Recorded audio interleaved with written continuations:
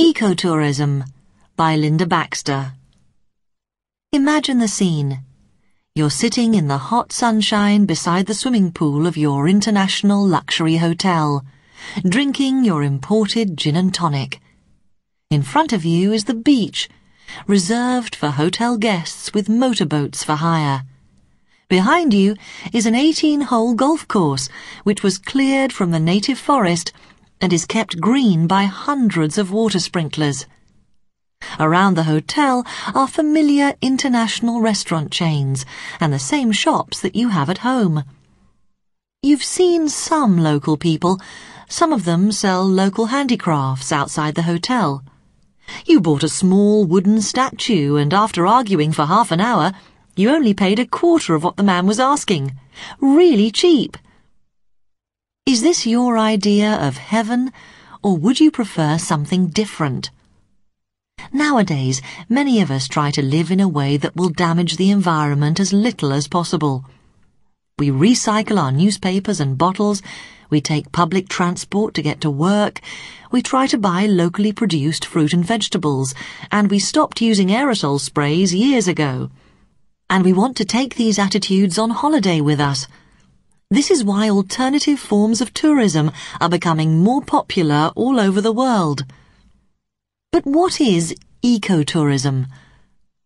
There are lots of names for these new forms of tourism: responsible tourism, alternative tourism, sustainable tourism, nature tourism, adventure tourism, educational tourism, and more. Ecotourism probably involves a little of all of them. Everyone has a different definition, but most people agree that ecotourism must 1. Conserve the wildlife and culture of the area, 2. Benefit the local people and involve the local community, 3. Be sustainable, that is, make a profit without destroying natural resources, 4. Provide an experience that tourists want to pay for.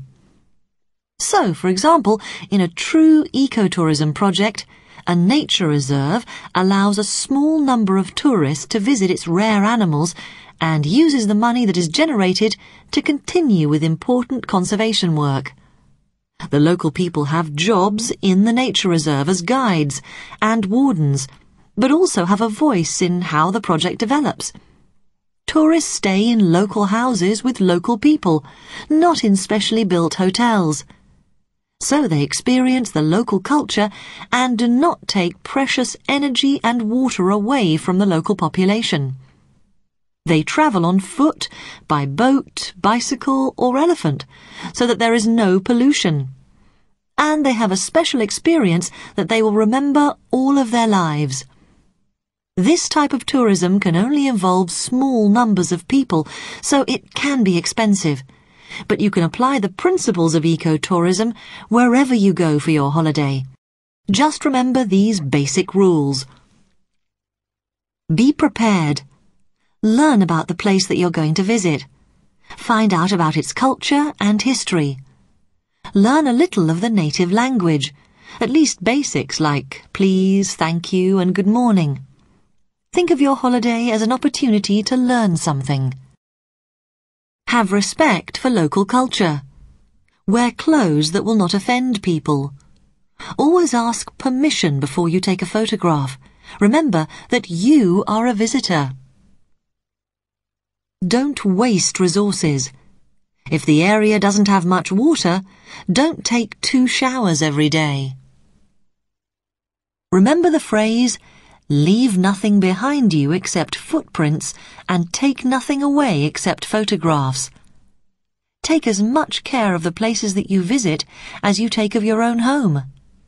Don't buy souvenirs made from endangered animals or plants. Walk or use other non-polluting forms of transport whenever you can. Be flexible and keep a sense of humour when things go wrong. Stay in local hotels and eat in local restaurants. Buy local products whenever possible and pay a fair price for what you buy. Choose your holiday carefully. Don't be afraid to ask the holiday company about what they do that is eco. Remember that eco is very fashionable today, and a lot of holidays that are advertised as ecotourism are not much better than traditional tourism. But before you get too enthusiastic, think about how you're going to get to your dream eco-paradise. Flying is one of the biggest man-made sources of carbon dioxide in the atmosphere. Friends of the Earth say that one return flight from London to Miami puts as much carbon dioxide into the atmosphere as the average British car driver produces in a year. So don't forget that you don't have to fly to exotic locations for your eco-holiday. There are probably places of natural beauty and interest in your own country that you've never visited.